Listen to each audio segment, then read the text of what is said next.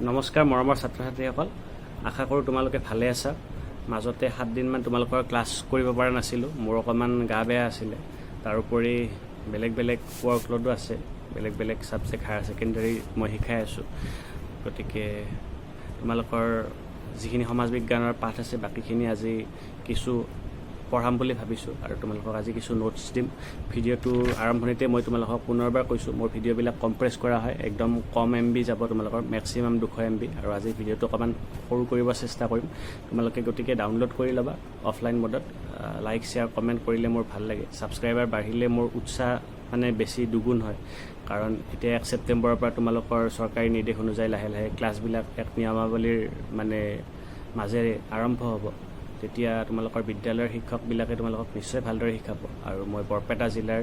Coordinator sir হিচাপে তোমালোকৰ সমাজ বিজ্ঞানৰ যিবিলাক ক্লাছ হৈ আছে এইবিলাক মই চাই আছোঁ। ময়ো মাজতে এদিন ক্লাছ কৰিম তোমালোকক, কিন্তু তাত এনেকুৱা সুবিধাজনকভাৱে মই ক্লাছ কৰাটো মোৰ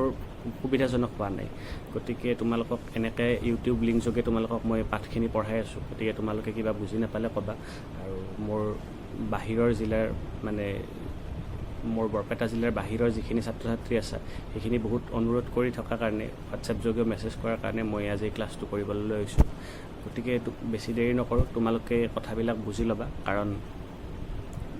1 ছেপ্টেম্বৰৰ পিছত আৰু স্কুল খুলিলে তোমালোকক এনেকুৱাকৈ অনলাইন ক্লাছ কৰাৰ সময় চাগে মোৰো নহ'ব। আৰু মই বাকী কিবা কিবি ছাবজেক্টৰো হায়াৰ ছেকেণ্ডাৰী ছেকশ্যনত ক্লাছ কৰিব লগা হৈছে, তোমালোকে নিশ্চয় গম পোৱা। গতিকে তোমালোকে কিবা বুজি নাপালে মোক হোৱাটছএপ যোগে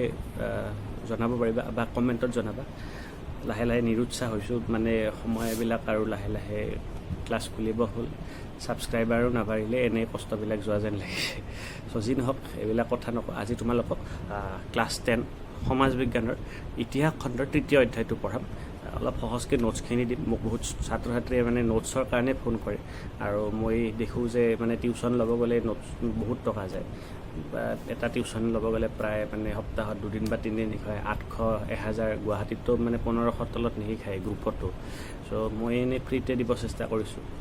যাতে তোমালোকৰ অকণমান সুবিধা হয়। বিশেষ টান নহয়, তোমালোকেও পাৰিবা, এইটো মই নকওঁ যে তোমালোকে নোৱাৰিবা, কিন্তু তোমালোকৰ যাতে অকণমান সুবিধা হয়। বিশেষকৈ দুখীয়া ছাত্ৰ ছাত্ৰীখিনি যদি এই ভিডিঅ'খিনি পাই অলপ সুবিধা হয়, কাৰণ মোবাইল আজিকালি প্ৰায় ছাত্ৰ ছাত্ৰী থাকে। নাথাকিলেও তোমালোকে লগৰ ছাত্ৰ ছাত্ৰীক দিলে তোমালোকৰো উপকাৰ হ'ব।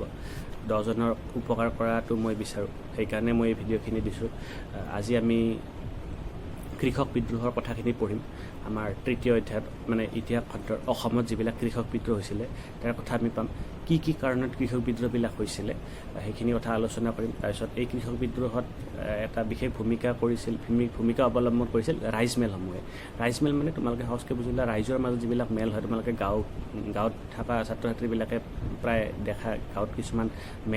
মেল মিটিং হয়, হৈ কিছুমান সিদ্ধান্ত লোৱা হয়, সেইবিলাককে ৰাইজমেল বুলি কৈছে ইয়াতো। তাৰোপৰি আমাৰ প্ৰথম যিটো ব্ৰিটিছৰ বিৰুদ্ধে কৃষক বিদ্ৰোহ হৈছিলে ফুলগুৰি ধাৱা বুলি, সেইটোৰ বিষয়ে আমি কিছু নোটছ দিম, আৰু এই ফুলগুৰি ধাৱাৰ গুৰুত্বৰ বিষয়ে। গতিকে আমি ভিডিঅ'টো বেছি দেৰি নকৰাকৈ তোমালোকক মই ডাইৰেক্ট 50 পৃষ্ঠাত আহিবলৈ কৈছোঁ। কাৰণ আগত আমি অসমত 1857 চনৰ বিদ্ৰোহৰ বিষয়ে, মণিৰাম দেৱানৰ ভূমিকা, 1857 চনৰ বিদ্ৰোহৰ গুৰুত্ব ভালদৰে বুজাইছোঁ। আৰু মোৰ কমেণ্টত ধন্যবাদ দিছা, কিন্তু কোনো একো বিশেষ অসুবিধা নাই বুলি ভাবিছোঁ, যিহেতু কমেণ্টত আৰু হোৱাটছএপত তেনেকুৱা একো প্ৰশ্ন অহা নাই এতিয়ালৈকে। গতিকে মই আজি অসমত কৃষক বিদ্ৰোহৰ উত্থানখিনি তোমালোকক বুজাম নোটছ আকাৰে। প্ৰথমতে অসমত কৃষক বিদ্ৰোহ কিয় হৈছিল, এটা প্ৰশ্ন তোমালোকৰ শ্বৰ্টকাট প্ৰশ্ন এটা হ'ব পাৰে, শ্বৰ্ট টাইপ কুৱেশ্যন। অসমত কৃষক বিদ্ৰোহনো কিয় হৈছিল, 2 মাৰ্কৰ এটা প্ৰশ্ন হ'ব পাৰে। একদম সহজ, বা অলপ দীঘলকৈ হ'লেও তোমালোকক মই দীঘলকৈ এনচাৰটো দিওঁ, যাতে কিবা কাৰণত লং কুৱেশ্যন আহিলে তোমালোকে এনচাৰটো লিখিব পাৰা, তাৰ পৰা 2 লাইন লিখি দিলেই হ'ল। গতিকে প্ৰথম প্ৰশ্নটো হ'ব তোমালোকে বহীত প্ৰশ্নটো এনেকৈ লিখিবা যে অসমত কৃষক বিদ্ৰোহ হোৱাৰ কাৰণসমূহ বহলাই লিখা। প্ৰশ্নটো লিখিলা, উত্তৰটো মই এতিয়া কৈ আছোঁ। প্ৰথমতে একদম ধুনীয়াকৈ আছে, 1857 চনৰ বিদ্ৰোহৰ কিতাপত আহিবা, আণ্ডাৰলাইন কৰিবা, দমনৰ পিছত ইষ্ট ইণ্ডিয়া কোম্পানীৰ হাতৰ পৰা ক্ষমতা মহাৰাণীৰ ঘোষণাপত্ৰ 1858। এইটো এটা 1 মাৰ্কৰ প্ৰশ্ন, তোমালোকে ব্ৰেকেটত যিটো আছে 1858, মহাৰাণী ভিক্টৰিয়াৰ ঘোষণাপত্ৰ কেতিয়া প্ৰকাশ হৈছিল, 1858 চনত। এক্সট্ৰা প্ৰশ্ন তোমালোকে লিখি ল'বা। যোগেদি ইংলেণ্ডৰ ৰাণীৰ হাতলৈ হস্তান্তৰিত হয়। কি আগতে কোম্পানী, ব্ৰিটিছ ইষ্ট ইণ্ডিয়া কোম্পানীৰ হাতত শাসনভাৰ আছিলে, কিন্তু 1858 চনৰ মহাৰাণী ভিক্টোৰিয়া ঘোষণাপত্ৰৰ দ্বাৰা ব্ৰিটিছ কোম্পানীৰ পৰা শাসনভাৰ মহাৰাণী মানে ইংলেণ্ডৰ ৰাণীৰ ওচৰলৈকে যায়। 1857 চনৰ বিদ্ৰোহে ব্ৰিটিছ চৰকাৰৰ অৰ্থনৈতিক অৱস্থা শোচনীয় কৰি তুলিছিল। আমি কৃষক বিদ্ৰোহৰ কাৰণখিনি লেখোতে এইখিনি কথা লিখিব লাগিব, কাৰণ 1857 চনত যি বিদ্ৰোহ হৈছিলে, চাৰিওফালে বিদ্ৰোহৰ কাৰণে বিদ্ৰোহ দমন কৰাৰ কাৰণে ব্ৰিটিছ চৰকাৰে বহুত খৰচ কৰিবলগীয়া হৈছিল আৰু অৰ্থনৈতিক অৱস্থা শোচনীয় কৰিছিল। এইখিনিলৈকে তোমালোকে আণ্ডাৰলাইন কৰিবা, পূৰা 3টা লাইন পূৰা আণ্ডাৰলাইন কৰিলে হ'ল। তাৰপিছত চোৱা, বিদ্ৰোহ দমনৰ নামত যিহেতু যথেষ্ট ব্যয় বহন কৰিব লগা হৈছিল, মই যিটো ক'লোঁ বিদ্ৰোহৰ কাৰণে ব্যয় বহন কৰিব লগা হৈছিল, আমি এইখিনি চনখিনি আৰু নেলেখোঁ। বহুতে হিষ্ট্ৰী এইকাৰণে টান পায় যে চন লিখিব লাগে, আমি অকণমান তলত আহি দিছোঁ, কৰিব লগা হৈছিল। তাৰ তলৰ লাইনটো পৰা চিন দিবা। চিপাহী বিদ্ৰোহৰ পৰৱৰ্তী বছৰকেইটাত, তোমালোকে পৰৱৰ্তী সময়ত বুলিও দিব পাৰা, পৰৱৰ্তী বছৰকেইটাত ইংৰাজ চৰকাৰৰ প্ৰধান কাম আছিল ভাৰতবৰ্ষৰ অৰ্থনৈতিক অৱস্থা সুস্থিৰ কৰি তোলা আৰু বিদ্ৰোহৰ ঘাটি পূৰণ কৰা। বিদ্ৰোহত যিখিনি ঘাটি হৈছিলে, ক্ষয় ক্ষতি হৈছিলে, যিখিনি লষ্ট হৈছিলে, সেইখিনি পূৰণ কৰা। মই যিখিনি কৈছোঁ তোমালোকে আণ্ডাৰলাইন দি ল'বা, তেতিয়া নোটছটো তোমালোকৰ দেখাত ভাল হ'ব আৰু বেছি টানো নহ'ব। তাৰপিছত তোমালোকে চিন দিবা একেলগে। ফলস্বৰূপে ভাৰতীয় জনসাধাৰণৰ ওপৰত কৰ কাটলৰ বোজা পৰিছিল। মই এইটো পইণ্ট ৱাইজ কোৱা নাই, এইটো নোটছ ইয়াতে পইণ্ট ৱাইজ তেনেকুৱাকৈ দিব পৰা মানে সুবিধা নাই, কিন্তু তোমালোকে পইণ্ট ৱাইজ লিখিব পাৰিলে ভাল। তোমালোকে এইখিনি তেনেকৈও লিখিব পাৰা, মানে আণ্ডাৰলাইন কৰি, যে ফলস্বৰূপে ভাৰতীয় জনসাধাৰণৰ ওপৰত কৰ কাটলৰ বোজা পৰিছিল। এইটো এটা প্ৰথম কাৰণ হিচাপে তোমালোকে ধৰিব পাৰা। অসমৰ ক্ষেত্ৰত যিহেতু একেই নীতি পালন কৰা হৈছিল, মানে ব্ৰিটিছেতো ভাৰতখন মোটামুটি দখল কৰি লৈছে, 1857 চনলৈকে প্ৰায় ভাৰতৰ প্ৰত্যেকটো অংশই দখল কৰি লৈছে, গতিকে অসমতো সেই একেই মানে নীতি অৱলম্বন কৰিছিলে। আৰু প্ৰচলিত অন্যান্য কৰ কাটল বাহাল ৰখাৰ উপৰি নতুনকৈ আৰু ভালেমান কৰ কাটল আৰু খাজনা বহুৱাৰ ব্যৱস্থা কৰা হৈছিলে। এইটো প্ৰথম কাৰণ হিচাপে আমি মানে লিখিব পাৰোঁ যে কৰ কাটল ভৰোৱা হৈছিলে। তাৰপিছত আকৌ আমি চন বেছি নিদিওঁ, তোমালোকে তথাপি এই চনকেইটা তোমালোকে মনত ৰাখিবা। 1858 চনত তোমালোকে যিহেতু এইটোত মই পইণ্ট কৰি দিয়া নাই, তোমালোকে এটা কাম কৰিবা, নোটছটো লিখিলা, প্ৰথমতে ওপৰৰ পেৰাগ্ৰাফটো ধুনীয়াকৈ লিখিলা, লিখি তলত 1858 চন বুলি লিখিবা, লিখি ছাইডত লিখিবা তো ষ্টাম্প ডিউটি বুলি কয়, ইয়াতে অসমীয়াত কি হয়, টিকট কৰ। 1858 চনত টিকট কৰ। তাৰপিছত নেক্সট লিখিবা 1860 চনত আয়কৰ, দেশে দিল্লী আয়কৰ, আমদানি কৰ। তাৰপিছত 1860 চনত আয়কৰ, তাৰপিছত আকৌ অনুজ্ঞা কৰ, ইমান আৰু মানে আমদানি কৰ, অনুজ্ঞা কৰ, এনেকৈ লিখিবা। তাৰপিছত আকৌ তলত লিখিবা গ্ৰেজিং কৰ। গ্ৰেজিং কৰ মানে কি, আগতে গৰু, ম'হ, এইবিলাক ছাগলী, এইবিলাক পথাৰত দিব গ'লে পথাৰত দিয়াৰ কাৰণেও কৰ লৈছিলে, পথাৰত ঘাঁহ খাব দিয়াৰ কাৰণে, তো গ্ৰেজিং কৰ বুলি কোৱা হয়। চ' এইকেইটা কৰৰ কথা তোমালোকে উল্লেখ কৰিবা। তো 3টা পইণ্ট দি হ'লে দেখাত এটলিষ্ট নোটছটো ভাল হ'ব। তাৰপিছত কামৰূপ, দৰং আৰু নগাঁৱত আবকাৰী কৰ লগোৱা হৈছিল। এইটো লাইনো তোমালোকে দিব পাৰা। এইকেইটা তোমালোকে মানে চনকেইটা, 2টা চন আছে আমাৰ, এটা হৈছে 1858, মনত থাকিব সহজ, আৰু এটা হৈছে 1860। এই 2টা চন তোমালোকে দিব পাৰা। এইখিনি কৰ হৈছিলে। তাৰপিছত সোণ কমোৱা নৈ, মাছ ধৰা নৈ ডাকত দিয়া হৈছিল। তোমালোকে নিশ্চয় আজিকালি শুনা ডাকত দিয়া, বৰ্তমানো দিয়ে। মাছৰো মানে ব্ৰিটিছে যিহেতু গোটেই অসমৰ ভূমি দখল কৰিছিলে, তো কোনোবা নদীত মাছ মাৰিব গ'লেও ব্ৰিটিছক কৰ দিব লাগিছিল, ডাকত ল'ব লাগে যে এইটো বছৰৰ কাৰণে এইখিনি মানে এইটো নদীৰ বা এইটো খালৰ মাছ মাৰিবৰ কাৰণে আমি ব্ৰিটিছৰ পৰা এইখিনি কিনিব লাগিব। তো তেনেকুৱা এটা ব্যৱস্থা কৰা হৈছিলে। তাৰপিছত কৈছে ব্ৰিটিছ চৰকাৰৰ ৰাজহ সংগ্ৰহৰ এই সকলোবোৰ ব্যৱস্থাই আটাইতকৈ বেছি ক্ষতিগ্ৰস্ত কৰিছিল সাধাৰণ প্ৰজা তথা কৃষকসকলক। চ' এই ৰাজহ ব্যৱস্থাটোৱে আটাইতকৈ বেছি ক্ষতিগ্ৰস্ত কোনে কাক কৰিছিল, কৃষকসকলক, সাধাৰণ জনসাধাৰণক, যিহেতু তেওঁলোকৰ ইমান টকা পইচা নাছিলে। গতিকে এইখিনি কথা তোমালোকে কৃষক বিদ্ৰোহৰ কাৰণ হিচাপে দিব পাৰা। তাৰপিছত ক'ব পাৰা কৃষকৰ পৰা কৰ কাটল সংগ্ৰহ কৰিলেও কৃষি তথা কৃষিৰ উন্নতিৰ অৰ্থে চৰকাৰৰ কোনো ফলপ্ৰসূ ব্যৱস্থা গ্ৰহণ কৰা নাছিল। এই সকলোবোৰ কাৰণত মই যিখিনি কৈছোঁ আণ্ডাৰলাইন দি যাবা। সৰ্বসাধাৰণ ৰাইজে ব্ৰিটিছ চৰকাৰৰ প্ৰতি বিতুষ্ট হৈছিল আৰু তাৰ ফলস্বৰূপে 19বিংশ শতিকাৰ মাজভাগৰ শেষলৈকে অসমত এলানি কৃষক বিদ্ৰোহ সংঘটিত হৈছিল। চ' কৃষক বিদ্ৰোহ কিয় হৈছিল বুলি ক'লে এইখিনি কথা তোমালোকে লিখিব পাৰিবা। যদি কিবা বুজি নোপোৱা, মই ডাইৰেক্ট মানে ৰিহাৰ্চেল নকৰাকৈ নোটছটো দিছোঁ, অলপ জাষ্ট আণ্ডাৰলাইন কৰি লৈছোঁ কিতাপত, তোমালোকে এইখিনি আণ্ডাৰলাইন কৰিবা। আৰু নোটছটো বহীত লিখি উলিয়াৰ পাছত তোমালোকে মোক হোৱাটছএপ যোগে দেখাবা। তেতিয়া তোমালোকৰ মোৰ মতে ভাল হ'ব লাগে। 5 মাৰ্কৰ কুৱেশ্যন আহিলেও 5ৰ ভিতৰত 5 পাবা বুলি মোৰ বিশ্বাস। তাৰপিছত মই এটা কথা কৈছিলোঁ, ৰাইজ মেলৰ কথা কৈছিলোঁ, যে এই কৃষক বিদ্ৰোহৰ সমূহৰ ক্ষেত্ৰত ৰাইজমেলৰ ভূমিকা আছিলে বিদ্ৰোহ এটা হোৱাৰ আগতে মানুহবিলাক লগ হ'ব নালাগিব জানো আৰু মানুহবিলাক লগ কিবা এটা আলোচনা কৰিব লাগিব এতিয়া যেনেকুৱাকৈ ফেচবুকত কিবা এটা হেছটেগ বুলি অমুক লিখি দিয়ে যে আমি অমুকৰ দিনা অমুক প্ৰতিবাদ কৰিম হেছটেগ অমুকত যাম ফেচবুকতে দিয়ে ঠিক তেনেকৈ আগতে কি হৈছিলে ৰাইজমেলৰ দ্বাৰা এই বিদ্ৰোহবিলাকৰ মানে আৰম্ভণি পৰ্বটো হৈছিলে ক'ত কেনেকুৱাকৈ কি কৰিব সিদ্ধান্ত গ্ৰহণ কৰা হৈছিলে গতিকে আমি ৰাইজমেলৰ ভূমিকা প্ৰশ্নটো তোমালোকে লিখি লোৱা যে অসমৰ কৃষক বিদ্ৰোহসমূহৰ ক্ষেত্ৰত ৰাইজমেলৰ ভূমিকা বহলাই লিখা মই সহজকৈ দিছোঁ প্ৰশ্নটো যেনেকৈ আহিলে তোমালোকে উত্তৰখিনি একেই হ'ব তাত অসমত হোৱা কৃষক বিদ্ৰোহ ব্ৰিটিছ বিৰোধী কৃষক বিদ্ৰোহৰ ক্ষেত্ৰত ৰাইজমেলে কেনেধৰণৰ ভূমিকা অৱলম্বন কৰিছিল চ' এই দুটা প্ৰশ্নৰ এনচাৰ এনেকুৱাকৈ লিখিব লাগিব তোমালোকে অসমত ঊনবিংশ শতিকা মানে সহজকৈ তোমালোকক বুজাইছোঁ 1800 পৰা 1899 এইখিনি সময় ঊনবিংশ শতিকা যদিও ঊনবিংশ 1800 পৰা 1899 তোমালোকে এইটো ভুল নকৰিবা বিংশ শতিকা মানে 1900 পৰা 1999 তোমালোকে বিংশ মানে 2000ৰ পৰা নাভাবিবা চ' এইটো অলপ কনচেপ্ট এটা আছে হিষ্ট্ৰীৰ মানে সময়ৰ কনচেপ্ট তোমালোকে বুজি লোৱা ঊনবিংশ শতিকাত সংঘটিত হোৱা 1861 চনত হৈছিলে ফুলগুৰি কৃষক বিদ্ৰোহ গতিকে এইখিনি 1800 পৰা 1899তে পৰে ঊনবিংশ শতিকাত পৰে সেইকাৰণে মই কৈছোঁ অসমত আণ্ডাৰলাইন কৰিবা এতিয়া নোটছটো ঊনবিংশ শতিকাত সংঘটিত হোৱা কৃষক বিদ্ৰোহৰ নেতৃত্ব প্ৰদান কৰিছিল ৰাইজমেলসমূহে ধুনীয়াকৈ লিখিলা পাৰিলে ব্ৰেকেটত পিপুলছ এছেম্বলি বুলি শব্দটো ইংৰাজীটো দিব পাৰা ৰাইজমেলসমূহ আধুনিক ধৰণৰ কোনো ৰাজনৈতিক সংগঠন নাছিল এইবিলাক কিন্তু কোনো ৰাজনৈতিক সংগঠন নাছিল আজিকালি যেনেকুৱাকৈ দলৰ নেতৃত্বত মানে কিছুমান ৰাইজমেল হয় তেনেকুৱা নহয় তাত আমি অলপ নোটছটো সৰু কৰিম এটা লাইন এৰি দিছোঁ কৃষক তথা সৰ্বসাধাৰণক কিন্তু বুলি এটা ইয়াত তোমালোকে যোগ দিব পাৰা কৃষক এই বাক্যটোৰ আগত কিন্তু কৃষক তথা সৰ্বসাধাৰণক ৰাজনৈতিকভাৱে সচেতন কৰি তুলিবলৈ এই ৰাইজমেলসমূহে অহোপুৰুষাৰ্থ কৰিছিল এই ৰাইজমেলসমূহত কৃষক আৰু যিবিলাক সাধাৰণ মানুহ আছিলে তাহাঁতক সচেতন কৰিবলৈ ৰাজনৈতিকভাৱে যে এইটো কৰ বহোৱা হ'ব এইটোৰ ফলত আপোনাৰ এইটো ক্ষতি হ'ব এনেকুৱাকৈ বুজাবৰ কাৰণে অহোপুৰুষাৰ্থ কৰিছিল এই ৰাইজমেলসমূহে তাহাঁত কৈছে ৰাইজমেলসমূহ গাঁওবুঢ়া তোমালোকে এতিয়াও নামটো শুনা দলৈ গোসাঁই আদি সমাজৰ মুখীয়াল লোকসকলৰ তত্বাৱধানত গঢ়ি উঠিছিল আৰু তেওঁলোকৰ দ্বাৰাই পৰিচালিত হৈছিল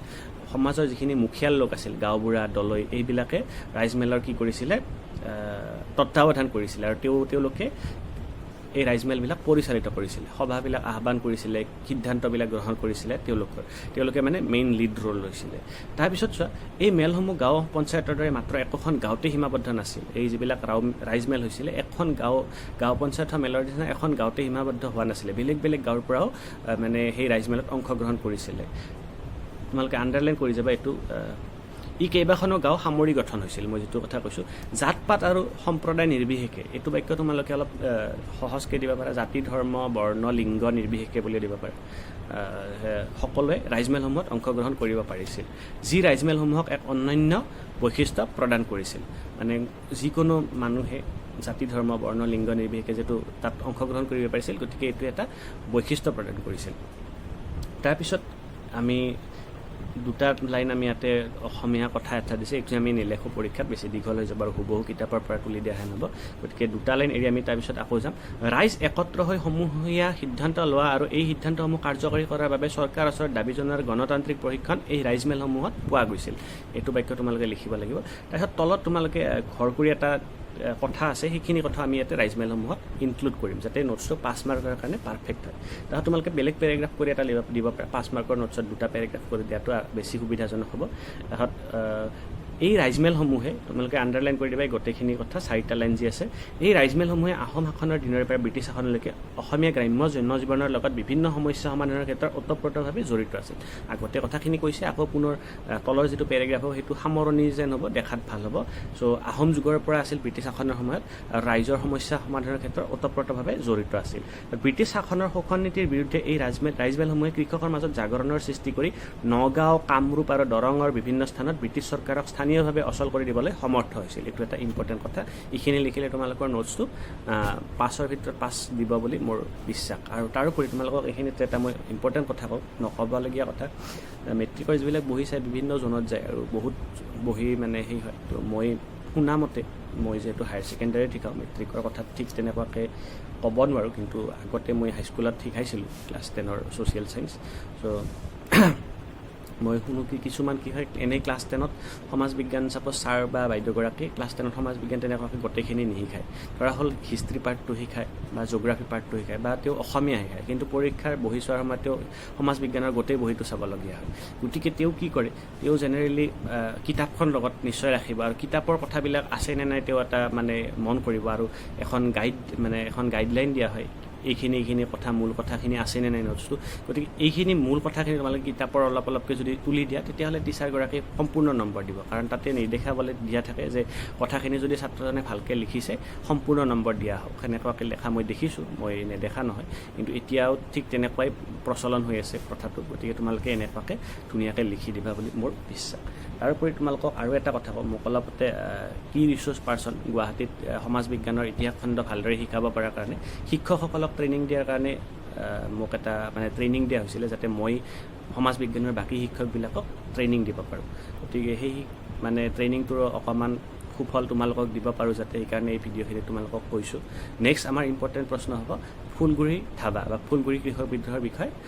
আলোচনা কৰা এইটো এটা ইম্পৰ্টেণ্ট প্ৰশ্ন এইটো প্ৰশ্নৰ উত্তৰৰ কাৰণে আমি কোনখিনি চেন দিম তোমালোকে চাবা তলত আহা ফুলগুৰি ধাবা 1861 চন বুলি আছে এইটো ইয়াৰে পৰা কোনখিনি লিখিব লাগিব শ্বৰ্টকাট আমি চেষ্টা কৰিম ভিতৰৰ কথাখিনি কিন্তু ইম্পৰ্টেণ্ট তোমালোকক যিহেতু নোটছৰ কাৰণে লাগে আৰু ক্লাছত তোমালোকক এইবিলাক পঢ়াবই বা পঢ়িছাই তোমালোকে গতিকে তোমালোকক নোটছখিনিৰ কাৰণে মই কি আণ্ডাৰলাইন দিব লাগে কৈ গৈছোঁ ব্ৰিটিছৰ অৰ্থনৈতিক শোষণৰ বিৰুদ্ধে শোষিত কৃষক ৰাইজে কৰা অসমৰ প্ৰথম বিদ্ৰোহটোৱেই হৈছে ফুলগুৰি ধাবা বা ফুলগুৰি কৃষক বিদ্ৰোহ এইটো বাক্য তোমালোকে লিখিবই লাগিব দেখাত আৰু কিতাপখন ইমান ধুনীয়াকৈ নোটছবিলাক আছে কিতাপৰ পৰা হুবহু তুলি দিবই পাৰি আৰু কিতাপৰ পৰা হুবহু তুলি দিলে একো ক্ষতি নহয় নোটছতকৈ বা গাইডতকৈ তোমালোকে ইয়াৰ পৰা তুলি দিলে মই ক'লোঁ নহয় টিচাৰবিলাকে সাধাৰণতে কিতাপখন লগত ৰাখে বহি চালে আৰু হুবহু এনেকুৱাকৈ তুলি দিলে ভাবে যে ষ্টুডেণ্টে একদম থৰ ষ্টাডি কৰিছে আৰু নম্বৰ বেছিকৈ পায় কাৰণ এতিয়া তোমালোকৰ সমাজ বিজ্ঞানত এনেকুৱা হৈছে 95 পালেও কম 98, 99, 100 এইখিনিলৈকে পাব লাগিব চ' মই এইটো তোমালোকক এটা বুদ্ধি এটা দিছোঁ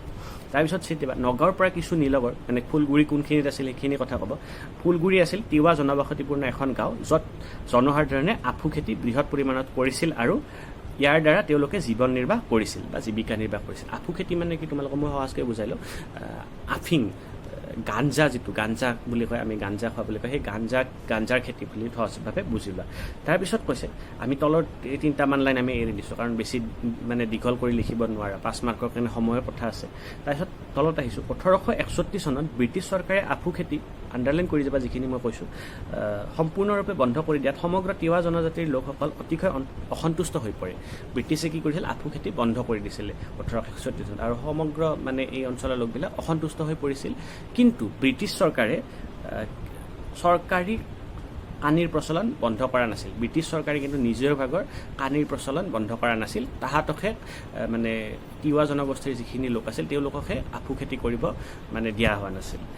তাৰপিছত তদুপৰি ইমান বেছি দীঘলকৈ লিখিব নোৱাৰা সময়ৰ কথা আছে আমি এটা লাইন এৰি আকৌ তলত আহিছোঁ তদুপৰি তামোল পাণৰ ওপৰতো চৰকাৰে কৰ লগাব বুলি এটা বাতৰি প্ৰকাশ পাইছিল তোমালোকে পাষ্ট টেন্সত লিখিবা চৰকাৰে আফু খেতি বন্ধ কৰাৰ লগে লগে 1861 চনৰ 17 ছেপ্টেম্বৰ তাৰিখে এইখিনি এইটো চন এটাই চন 1861 চন বেছি টান নহয় তাৰিখটো নিলিখিলেই হ'ব 1861 চনৰ তোমালোকে যদি তাৰিখটো মনত নাথাকে ছেপ্টেম্বৰ মাহ বুলি দিলে তোমালোকৰ নম্বৰ নাকাটে প্ৰায় 1500 মান কৃষকে ইয়াৰ প্ৰতিবাদ কৰিবলৈ বিভিন্ন অঞ্চলৰ পৰা আহি ফুলগুৰিত ৰাইজমেল অনুষ্ঠিত কৰিছিল মেলত কৃষকসকলে আফু খেতি বন্ধ কৰাৰ নিৰ্দেশ বাতিল কৰিবলৈ আৰু পাণ তামোলৰ ওপৰত যাতে কোনো কৰ নবহায় বা নলগায় সেই কথা উপায়ুক্তক জনোৱাৰ সিদ্ধান্ত গ্ৰহণ কৰিছিল পাষ্ট টেন্সত লিখিবা তাৰপিছত চোৱা সেই সময়ত নগাঁৱৰ উপায়ুক্ত আছিল লেফটেনেণ্ট হাৱাৰ্ড স্কপ তাৰপিছত তেওঁ আমি অলপ এইখিনি তোমালোকে এটা বাক্য মানে সৰল বাক্যত লিখিব পাৰা সেই সময়ৰ উপায়ুক্ত বা নগাঁৱৰ কথা বুলি আমি লিখিছোঁ সেই সময়ৰ উপায়ুক্ত হাৱাৰ্ড স্কপে কৃষকসকলৰ কথা মানে গুৰুত্ব দিয়া নাছিল সঁহাৰি দিয়া নাছিল এনেকুৱাকৈ এটা বাক্য কৰি দিলে অলপমান সহজ হ'ব তাৰপিছত তোমালোকে আকৌ লিখিবা 3 নম্বৰ লাইনটোৰ পৰা ক্ষোভিত ৰাইজে ক্ষোভিত মানে যিহেতু সঁহাৰি দিয়া নাছিল ৰাইজ নিশ্চয় ক্ষোভিত হ'ব খং উঠিব ক্ষোভিত ৰাইজে অপমানৰ প্ৰতিবাদ কৰিবলৈ 15 অক্টোবৰৰ পৰা 5 দিন ধৰি ফুলগুৰিত ৰাইজমেল পাতিছিল চ' 5 দিন ধৰি ৰাইজমেল মানে কথা কেনেকুৱাকৈ চৰকাৰক মানে বুজোৱা যাব কি কৰা যাব তাৰ ওপৰত ৰাইজমেল হৈছিলে তাৰপিছত অকণমান তলত আহা তোমালোকে 18 অক্টোবৰ তাৰিখবিলাক নেলিখিলেই হ'ব এই ৰাইজমেল মানে ৰাইজমেলৰ সভাস্থলীলৈকে কি কৰা হৈছিলে লেফটেনেণ্ট ছিংগাৰক পঠোৱা হৈছিলে কি উদ্দেশ্যে ৰাইজমেল সংঘটিত হৈছিল সেই কথা জানিবলৈ লেফটেনেণ্ট ছিংগাৰ বুলি এগৰাকী ইংৰাজ বিষয়াক পঠোৱা হৈছিলে আৰু জাতি কলিতা নামৰ এজন চাহাবে জাতি কলিতা নামৰ এগৰাকী কৃষকে লেফটেনেণ্ট ছিংগাৰ চাহাবক কৈছিলে যে চিন্দিবাইখিনি কৰ্তৃপক্ষই কৃষক ৰাইজৰ দাবীসমূহৰ প্ৰতি সঁহাৰি নজনোৱাৰ বাবে তেওঁলোকে ঊৰ্ধ্বতন কৰ্তৃপক্ষৰ কাষ চপাৰ গুণাগথা কৰিছে এইখিনি কথা লিখিবা ব্ৰেকেটৰখিনি নালাগে চ' এইখিনি কথা শুনি এই কথাত ছিংগাৰ যথেষ্ট উত্তেজিত হৈ ৰাইজক সেই স্থান ত্যাগ কৰিবলৈ নিৰ্দেশ দিছিল লগতে তেওঁৰ লগত অহা পুলিচ বাহিনীক ৰাইজৰ হাতৰ পৰা লাঠিবোৰ কাঢ়ি আনিবলৈ পুলিচ বাহিনীক আক্ৰমণ কৰিবলৈ নিৰ্দেশ দিছিল তেনেকুৱাকৈ দিব পাৰা ইমান আৰু ইয়াতে মতে হুবহু কৰি দিব নালাগে আৰু এনেকৈ আক্ৰমণ প্ৰত্যাক্ৰমণত এটা বাক্য অলপ বেলেগকৈ দিছোঁ আমি এনেকৈ আক্ৰমণ প্ৰত্যাক্ৰমণত ছিংগাৰ থিততে মৃত্যু হৈছিল লেফটেনেণ্ট ছিংগাৰৰ আৰু এই ঘটনাটোক ইতিহাসৰ পাতত ফুলগুৰি ধাৱা নামেৰে অভিহিত কৰা হয় এইখিনিলৈকে লিখিলে ফুলগুৰি ধাৱাৰ কথা তাৰপিছত এই ঘটনাৰ পিছত বহুতো কৃষক কৰ্তৃপক্ষই লেফটেনেণ্ট ছিংগাৰৰ হত্যাৰ অপৰাধত গ্ৰেপ্তাৰ কৰে এইটো লাইন দিলেই হ'ব ক'ত দিয়া হৈছিল ইমান আৰু ক'ত কা শাস্তি দিছিল ইমান নালাগে অৱশ্যে তোমালোকে যদি ভাবা 3টামান কৃষক মানে নেতাৰ নাম ফুলগুৰি ধাৱাৰ কৃষকৰ নাম 3টামান তলত আছে তোমালোকে ৰংবৰ ডেকা অলপ সহজ নাম তাত লক্ষণ ডেকা এনেকুৱা 2টামান নাম তোমালোকে মানে মেনশ্যন কৰিব পাৰা তাৰপিছত তোমালোকে এটা যিকোনো লং কুৱেশ্যনত 2টা পেৰেগ্ৰাফ পাৰিলে কৰিবা তাত ইতিহাসত যিটো গুৰুত্ব ফুলগুৰি ধাৱাৰ সেইটো আমি 3টা পইণ্টত আমি ক'ম তলত তোমালোকে লিখিবা যে যদিও ব্ৰিটিছ কৰ্তৃপক্ষই ফুলগুৰি ধাৱাক কানি খোৱা খেতিয়কৰ চৰকাৰী আফু খেতি বন্ধকৰণৰ প্ৰতিবাদত এক সামান্য বিদ্ৰোহ বুলি অভিহিত কৰিছিল কিন্তু অসমৰ ইতিহাসত এই বিদ্ৰোহ এক সুদূৰ প্ৰসাৰী প্ৰভাৱ দেখা যায় গুৰুত্বখিনি কম প্ৰথমতে বুলি একদম সহজকৈ দিছোঁ বেছি দীঘলকৈ দিয়া নাই ফুলগুৰি কৃষক বিদ্ৰোহত ফুলগুৰি কৃষক বিদ্ৰোহত ইমান আৰু ডিটেইলছ নাযাওঁ ফুলগুৰি কৃষক বিদ্ৰোহে গণভিত্তি প্ৰদান কৰিছিল য'ত কৃষকসকলে অন্যান্য শ্ৰেণীৰ লোকৰ পৰা সমৰ্থন আদায় কৰিবলৈ সক্ষম হৈছিল সহজকৈ দিছোঁ ইমান আৰু ডিটেইলছ দিয়া নাই তাৰপিছত তোমালোকে প্ৰথমতে আৰু এনেকৈ দিব পাৰা বা এইটো এটা বেলেগ এটা পইণ্ট কৰি দিব পাৰা 2 নম্বৰ পইণ্ট বুলি এইটো পেৰেগ্ৰাফ য'ত শেষ হৈছে এইটো 53 পেজত সামগ্ৰিকভাৱে এই বিদ্ৰোহ সফল হৈছিল বুলি ক'ব পাৰি কিয়নো বিদ্ৰোহৰ পিছত চৰকাৰে আৰু কেতিয়াও তামোল পাণ খেতিৰ ওপৰত কৰ বহুৱা নাছিল এইটো 2 নম্বৰ বুলি দিব পাৰা 4টা হ'ব তেতিয়া পইণ্ট তাত আকৌ তলতে দ্বিতীয়তে বুলি আছে সেইটো তোমালোকে তৃতীয়তে কৰি দিব পাৰা ফুলগুৰি বিদ্ৰোহ ব্ৰিটিছ সাম্ৰাজ্যবাদৰ কবলৰ পৰা মুক্ত হোৱা সাধাৰণ জনগণৰ প্ৰয়াসৰ এক নিদৰ্শন আছিল এইটো তৃতীয়তে কৰি দিব পাৰা 4টা পইণ্ট দিব পাৰা তাত আকৌ তলত যিটো আছে তৃতীয়তে বুলি সেইটো তোমালোকে এনেকৈ দিব পাৰা ফুলগুৰি কৃষক বিদ্ৰোহৰ অসমৰ অন্যান্য অঞ্চলৰ কৃষকসকলক তেওঁলোকৰ দুৰ্দশাৰ কথা সাংগঠনিকভাৱে ভাবিবলৈ অনুপ্ৰেৰণা যোগাইছিল আৰু ইয়াৰ ফলস্বৰূপে পিছৰ সময়ত এলানি কৃষক বিদ্ৰোহৰ সূচনা হৈছিল এইখিনি কথা তোমালোকে গুৰুত্ব হিচাপে দিব পাৰা তাৰপিছত এইখিনি যিটো ওপৰত এটা ঘৰ দিয়া আছে সেইখিনি কথা আমি আগতে কৈছোঁৱে পিছত এনেকুৱা ফুলগুৰি কৃষক বিদ্ৰোহৰ নিচিনা পদ্ধতি মহাত্মা গান্ধীয়েও গ্ৰহণ কৰিছিলে কৃষকক যাতে কৃষকে মানে বিদ্ৰোহত সকলো মানুহ লগ হয় কাৰণ এক শ্ৰেণীৰ মানুহ লগ হ'লে বিদ্ৰোহ এটা সফল নহয় সেইটো কথা ইয়াতে কৈছে গতিকে এইখিনিলৈকে আমি নোটছখিনি মোটামুটি তোমালোকক দিলোঁ কিবা বুজি নাপালে জনাবা তাৰোপৰি ইয়াতে তোমালোকক মই সৰুকৈ এটা কথা কওঁ ইয়াতে এটা যিখিনি আমি বিদ্ৰোহ সেইখিনিক গ্ৰেপ্তাৰ কৰে বুলি আমি তাত শ্বৰ্টকাট কৰিছিলোঁ ক'ত নাম কেইটামানো ক'ব দিছিলোঁ কিন্তু ক'ত দিছে এটা কালিয়া পানী বুলি এটা শব্দ আছে কালিয়া পানী মানে তোমালোকক আন্দামান নিকোবৰ দ্বীপপুঞ্জ আগতে পানীৰ মাজত শাস্তি কেনেকুৱা দিছে সাগৰৰ মাজত আন্দামান নিকোবৰ দ্বীপপুঞ্জত তাতে থৈ দিছিলে তাতে থোৱা মানে বিৰাট ডাঙৰ তাতে এখন জেল আছিলে তাতে থোৱা মানে আৰু আহিব নোৱাৰে চ' সেইকাৰণে কালিয়া পানী শব্দটো দিছে তোমালোকে জানি থোৱাটো ভাল সেইকাৰণে মই কৈছোঁ চ' অকণমান দেৰি হ'ল ভিডিঅ'টো 24-25 মিনিট হ'ল টাইম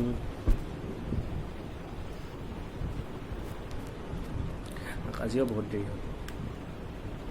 চ' এটা 50 হৈ গ'ল আজিও কম্প্ৰেছ কৰি আপলোড কৰোঁতে অকণমান সময় যাব আকৌ দিনত 10টা বজাৰ পৰা মোৰ আজি মানে সমল শিক্ষক হিচাপে কোঅৰ্ডিনেটৰ হিচাপে ক্লাছ আছে সমাজ বিজ্ঞানৰ হিষ্ট্ৰী ছেকশ্যনৰ গতিকে আজিলৈ এইখিনি ধন্যবাদ